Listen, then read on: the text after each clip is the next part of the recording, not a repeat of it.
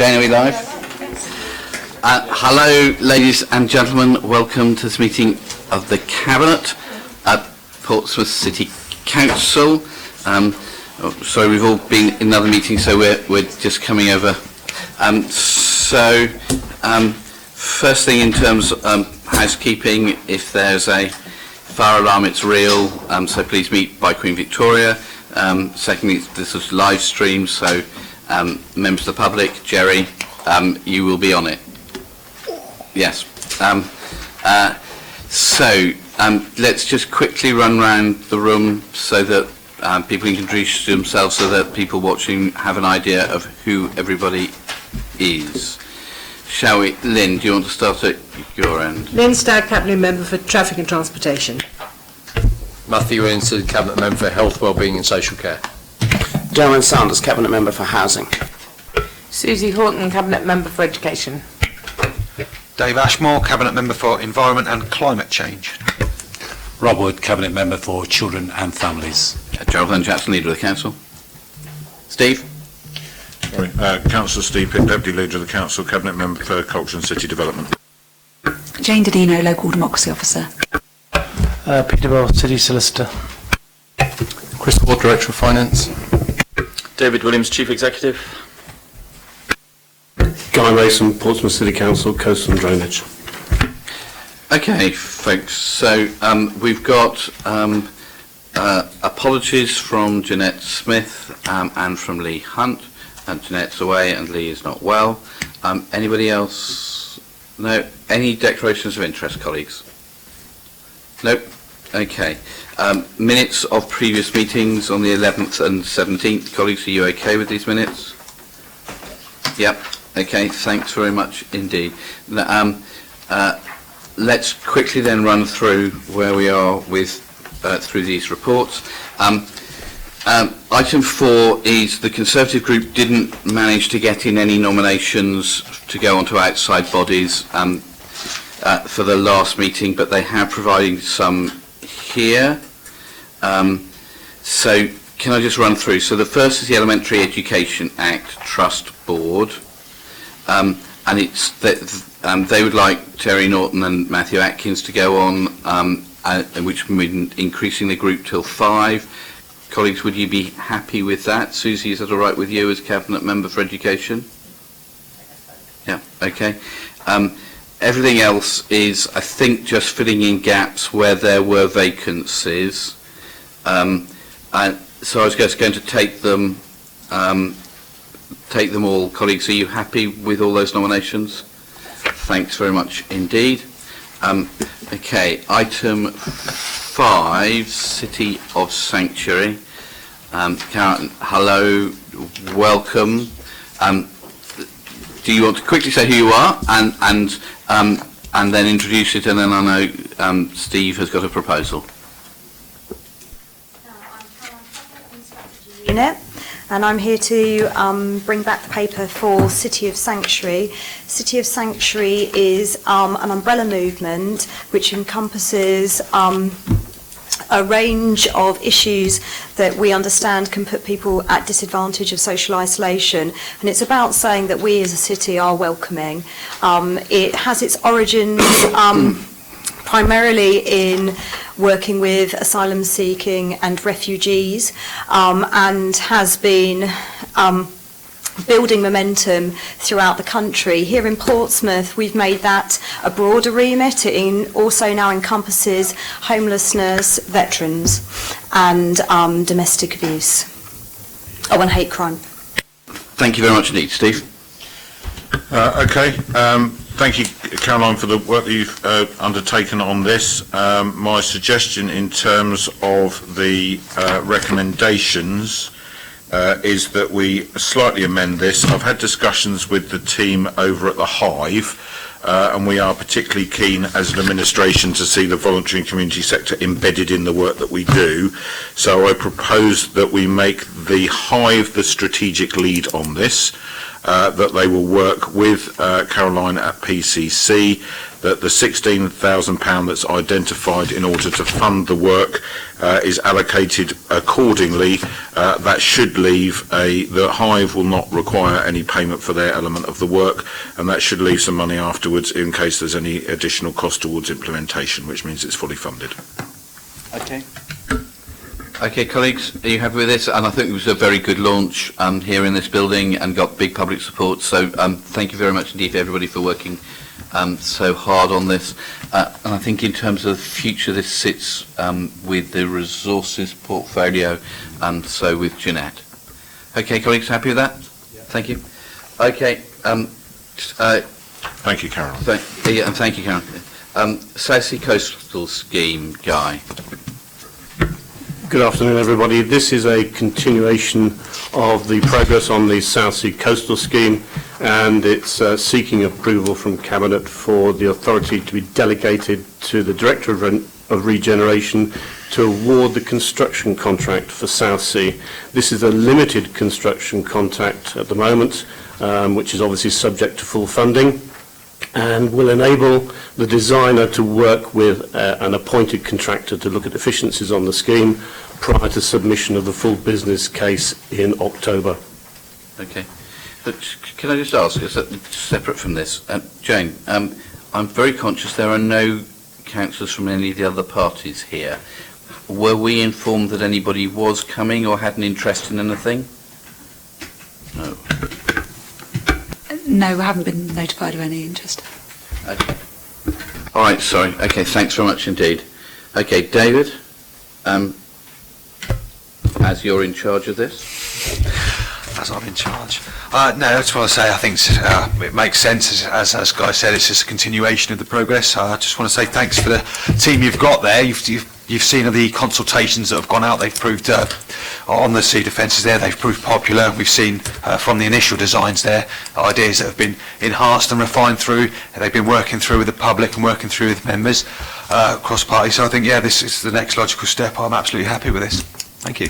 Okay, and when Zane came to speak at the East South Sea Neighbourhood Forum last week, he got a very positive response there. So thank you very much indeed for that. That was good.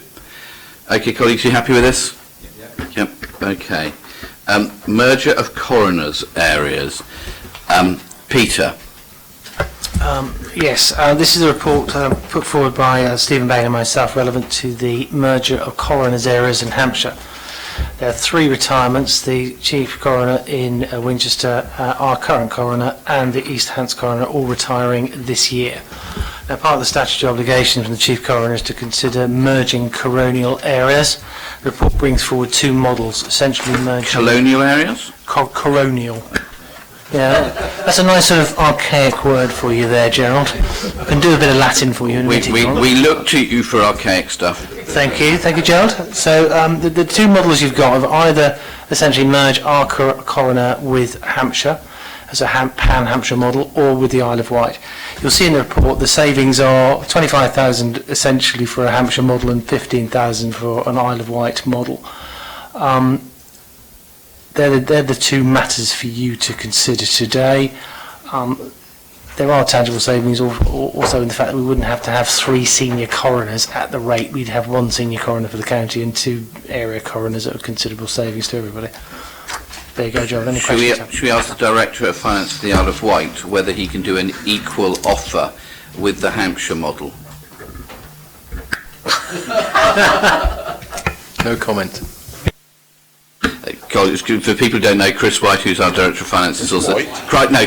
Chris Ward. Chris Ward, who's our Chief Finance Officer or Director of Finance, is also the Director of Finance for Gosport and the Isle of Wight, and I think the LEP as well.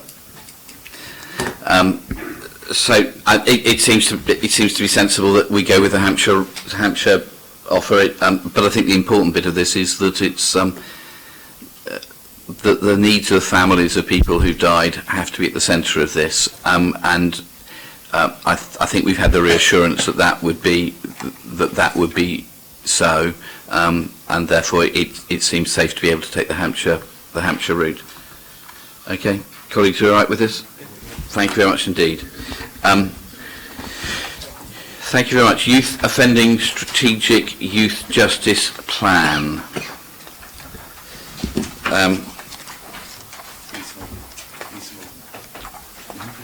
Lisa, hello, good morning. Afternoon. I've no idea how you make that work.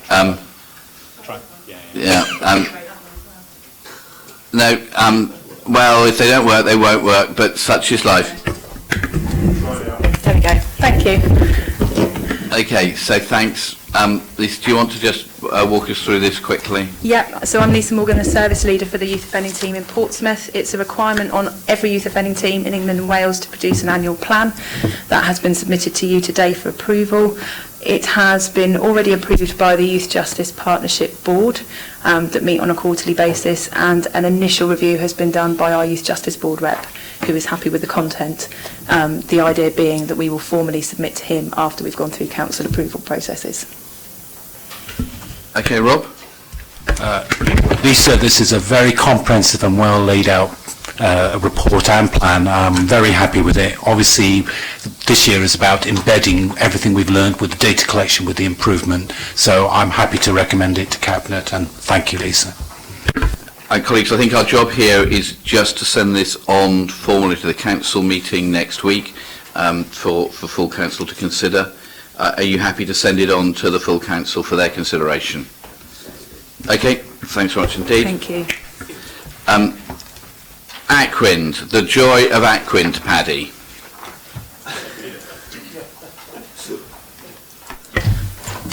Thank you. So this report around the Ackwind Interconnector project.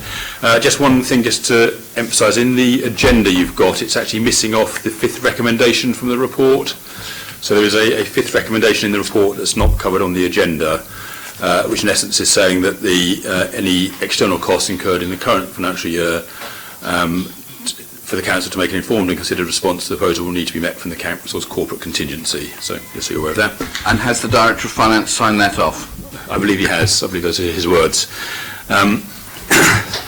So the other thing just to stress is that this is a development consent order process, so it's not a decision of the City Council through its normal planning processes. We're a consultee to this proposal. What we're suggesting is that something's taken to the full council just to check whether people confirm that that is the view that we should object to the route of Ackwind. They're proposing that the cable comes in at Eastney all the way up through Portsmouth. They are trying to minimise the disruption as much as possible by taking it off the road network, but they will be laying 2 separate cables 2 metres apart as part of this process. So it's, there's potential for quite a lot of disruption during this process. Okay, people have asked me if this is a cable coming under the sea and it arrives at Portsea Island, why it can't keep on going under the sea up to Langston Harbour, through Langston Harbour. My understanding is that that's not allowed because it's Langston Harbour is an SSSI, and therefore that wouldn't be good for that potentially is not good for the worms. So yes, I think planning colleagues have certainly said that actually that would be the the final. If all other options don't work, that's where they'd have to go. But you wouldn't get permission for that otherwise. And the original proposal is to go up the Eastern Road, which we know will take out lanes and cause traffic chaos for yonks. And therefore trying to find an alternative route if this is imposed upon us is sensible, but I think the council's position is that that this is not something that is needed. There are other ways of doing this in other places. It's much less environmentally dangerous and much less inconvenient to residents, and therefore we should not be supporting this. I'm deeply disappointed that the government has decided that this is not an issue to be decided by Portsmouth people, but he's going to decide what is right for people and impose that on them. I think that's completely wrong. There is always the power, if you're going through a local plan, to appeal to the Secretary of State, so there's always the ability for somebody to appeal, but I don't understand why this is different from any other planning thing that we're going through. We're rebuilding the sea defences in South Sea. That's an enormous project, and yet we're allowed to make that decision here locally. Putting in this electric cable through the city is a smaller engineering feat, and we should have decided, along with all the other councils, on its route. So I'm happy to suggest that we do oppose it, as in the recommendations. Darren and Lynn, as this is going to go through your ward, as it goes through mine. Quite. I support the 5 recommendations, and I support your comments, Gerald. This project is an answer in search of a question. No one can explain to me why this is needed, not least the people behind the project, except to make money for the private company, and that's fine. But we've got an air pollution crisis and we have a climate emergency, and the people behind this project cannot tell me if this will make either of those worse. And that is really, really worrying. The environmental impact in North Milton will be significant, and for a project that has no purpose except to make money. The other aspect of it that concerns me is in paragraph 5.3 of the report, which is around Aquin potentially using compulsory purchase order powers to buy what's euphemistically described as land in which the council has an interest, or as I know it, Milton Common, because that's frankly where it's going to be. And I'm deeply concerned that this project, for which there is no need, will demolish and buy back and use green space, which we need, for its own ends. I would love this project to be decided locally, because that's where it should be. I remain completely bemused as to why this project is going ahead except to make money for the developers, and I'm deeply worried that this will mean the loss of protected open and green space. And on those grounds I would support the 5 recommendations in the report, Paddy, and hope we can try and stop this. Thanks. Lynn? Milton Common, as everybody knows, is a former landfill site, so it may contain carcinogenic material, lots of other stuff. So when they do an environmental search, it is not possible to run this cable along Milton and in Milton Common. The only alternative is Eastern Road, one of the only 3 roads on and off the island. We've already got a massive air pollution problem. That will just cause, if you take out a lane, it's going to cause congestion, further air pollution. It's just utter madness. So I don't think it's 1 lane.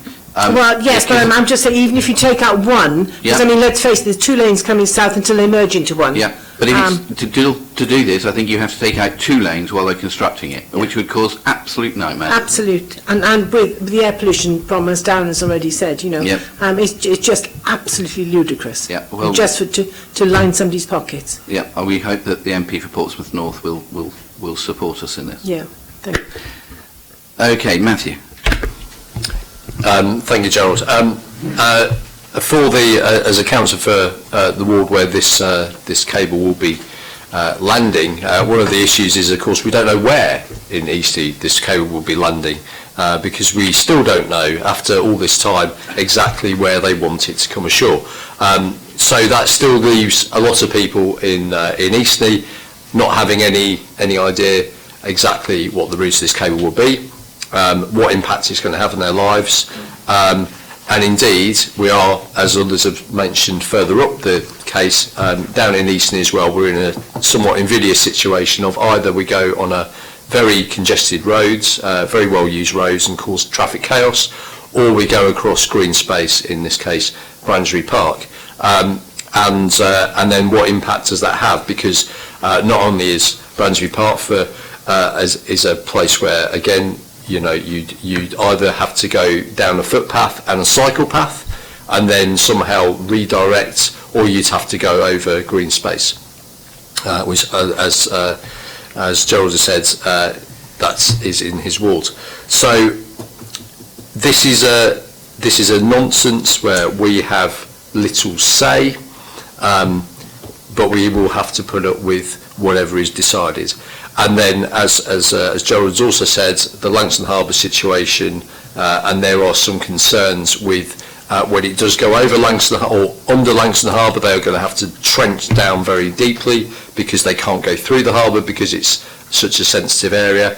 So there's an enormous amount of cost. It does make me wonder why they've decided to come ashore at an island that has 3 connections to the mainland, and why instead they aren't going into somewhere where you just get ashore straight away.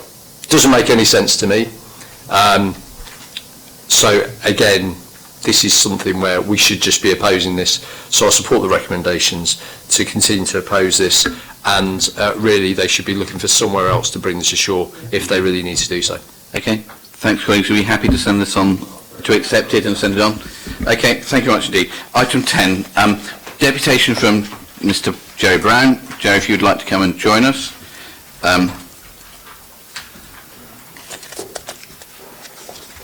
So,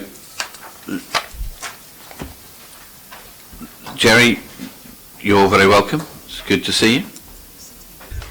Thank you. And I think you have your regulation 6 minutes. Thank you. I'm going to waste some of it by saying good luck to Sir Kim Darroch, and maybe we should swap him for Tommy Robinson. It's my deputation today. This deputation is about item 10, which is health and care operating model.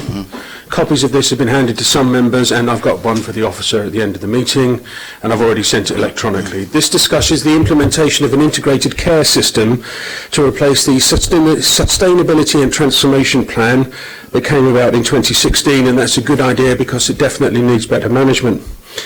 At the recent HOSPA meeting, I spoke about the lack of reporting from the STP, the complete inability to link any reporting back to the 10 major projects, and not for the first time either. I noted there was also a private separate briefing by the STP team for members, of which the public were kept unaware and the content of which remains unpublished. Yet that private briefing was relied upon in the meeting by Richard Samuel, the head of the Hampshire and Isle of Wight STP, as a justification for the lack of reporting. So the STP foisted, and I mean that literally, upon Hampshire and Isle of Wight in 2016 had some really ambitious targets and deliverables. In the original plan, which is still extant today, we were promised a saving of over £400 million a year, actually 448, excluding the 15% savings on staff costs, by 2021. And the staff costs were due to be achieved by July 2019, and there's not much of that left. So with the transformation of the STP into the ICS in November, I expect the reporting on the deliverables from 2016 to 2019 will not be completed.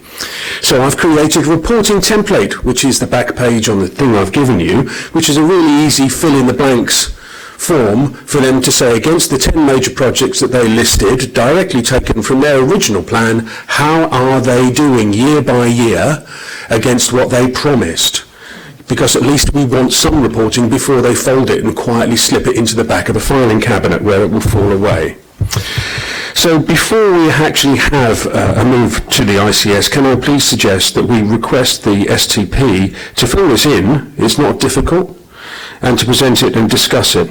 And that what we learn from the inability to do those things, we put into the ICS in the future. Really critical learning. So I request the reporting template be completed and used. So why are we doing this? Well, the STP was a really good idea that got hijacked for something else, rather like Universal Credit did. So the idea was to deliver lower NHS costs by doing things better, but I say it has undeliverable objectives and not enough funding. If you look for it online, the only plan you'll find is from November 2016. It's been changed since but not published, so in my book, if it's not published, it doesn't exist, so we are still with the plan that they published then. I do understand that some reporting has been done, but I can't tie any of that reporting back to the plan at all. So by the 29th of June in 2017, 2 core programmes had changed title, a new programme had been introduced, and by 2019, 3/4 of the projects in this area should have been completed, but we still don't have any status reports.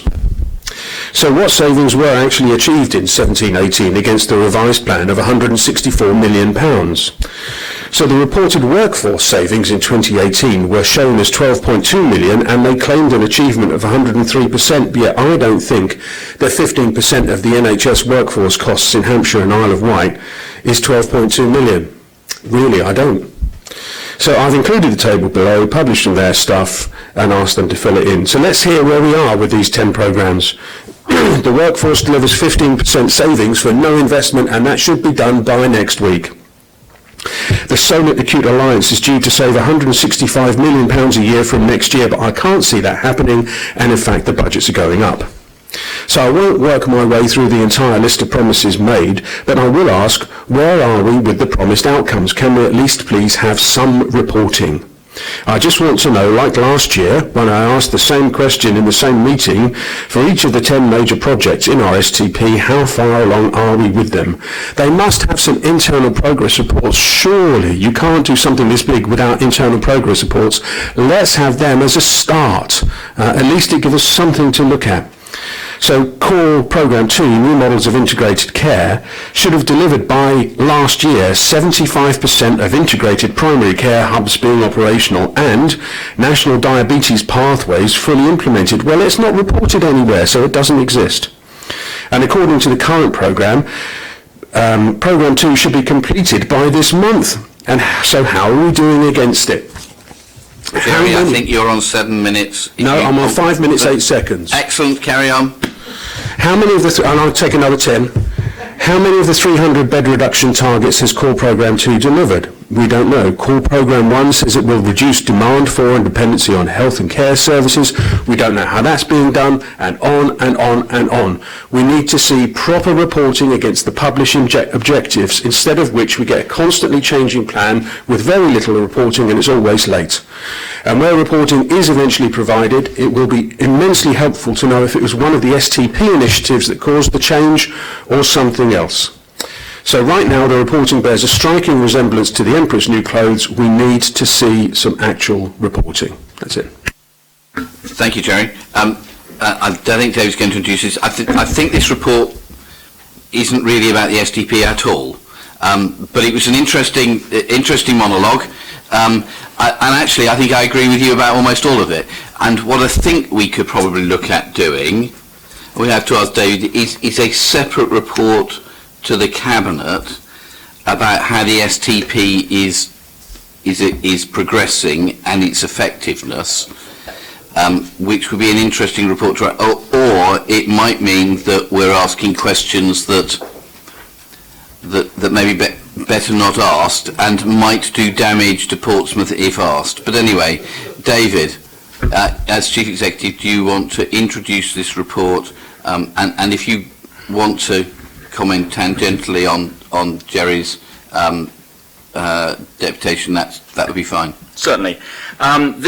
So first of all, perhaps if I just describe the hierarchy of the various layers of health and care across Hampshire and the Isle of Wight. So the area that Jerry has been talking about in his presentation, as he's described it as the STP, Sustainability and Transportation Programme. That is at the top of that pyramid, and that covers the whole of Hampshire and the Isle of Wight. It doesn't actually have any statutory standing at all, but it is a part of the health structure. It does involve local government.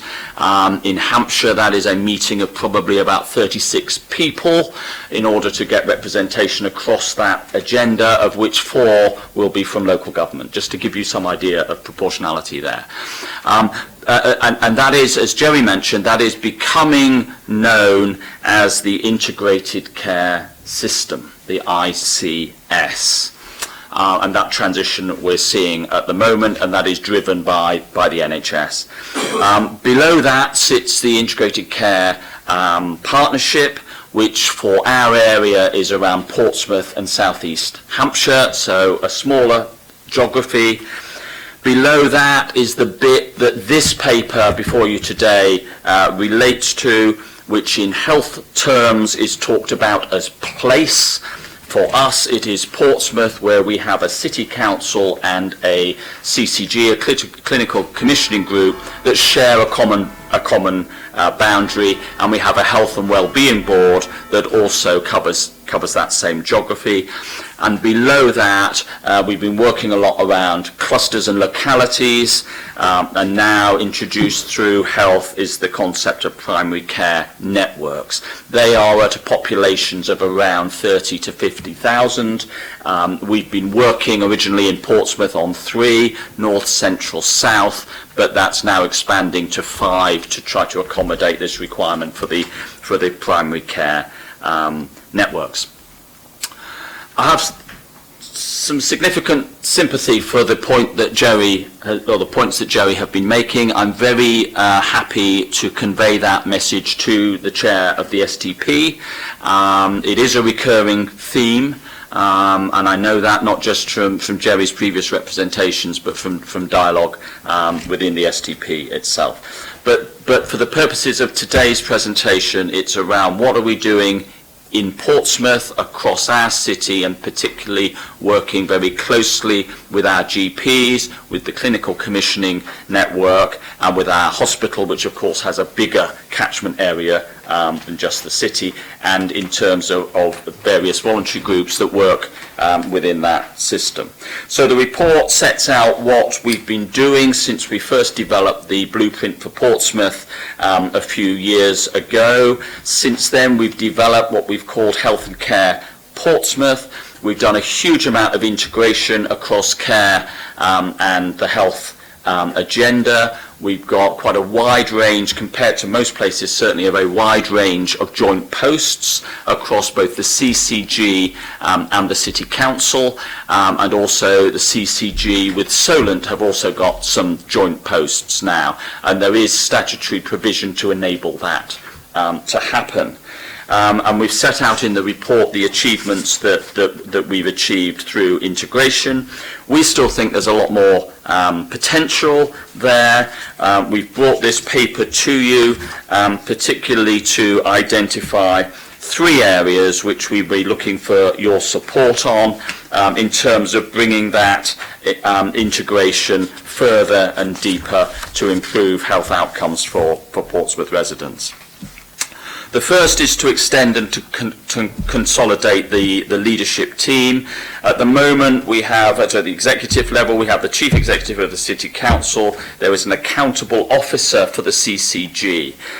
We're suggesting, amongst other options, that we look at integrating those 2 posts. I think both symbolically and in terms of control and influence, that is really important. There are a couple of other places in the country that have done that, but not many. So we are, at the forefront of this work. One of the other areas you might want to look at is Tameside and Glossop up in the Greater Manchester Combined Authority area, where they've done that. So we've identified 7 different options there. But the option that is being recommended to you by myself and by Dr. Linda Colley, who is the current accountable officer of the CCG, is that we merge those 2 posts in the role of the chief executive. So the chief executive of the City Council would also become the accountable officer.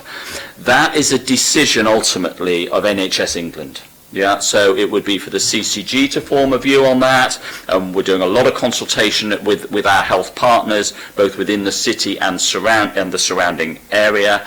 But ultimately, it's a NHS England decision. I think we're characterising bringing that together, and we've got a diagram there on page 123 of the agenda, where the City Council, the members represent the local political accountability and engagement. The clinical representation is really important. It's very important that that voice continues to be heard. The CCG is a membership organisation of the GPs across the city, and their relationship with the clinicians within community health and within the hospital system really important. But we're trying to draw that executive bit together and tighter. The second area that we're suggesting that we look at further is delegating more defined decisions and functions to a commissioning committee across health and care for Portsmouth. And the third area is to look to see if we can establish a joint financial role at a very senior level, because we think that that will also unlock greater potential, both in terms of the quality and depth of our integration, but also in terms of our ability to use the Portsmouth pound more effectively. So those are the three areas that we're bringing you today, along with an update in terms of the progress that's been made. Okay, and I think it's clear that we're doing things very differently in Portsmouth to the rest of Hampshire, where we're trying to integrate really closely with the clinical commissioning group. So the Director of Adult Social Care, the Director of Children's and the Director of Public Health are all shared posts, and that makes us very different to the rest of Hampshire. Matthew. Thank you, Gerald, and thank you, Joey, for your deputation. And I'll just have my 2 pennies worth on the STP and ICS. I think Darren put it very well earlier when he was talking about Aquins, that it was an answer looking for a question, and actually I think that's what the creation of the STPs around the country and now the ICSs was. It was the biggest top-down reorganisation in the NHS that no one's ever heard of. And it has, and its transparency and certainly the reporting has been very difficult to the extent of I know myself and my predecessor as cabinet member have found the opaqueness of the reporting from the SDP extremely difficult to deal with, and indeed that has not just been from myself and Luke, but it's also been from other aspects of it on a local level. So and indeed about what they're actually doing. So I think the thing you've got here about the reporting back, I might well send that on and see what we get from that, Jerry.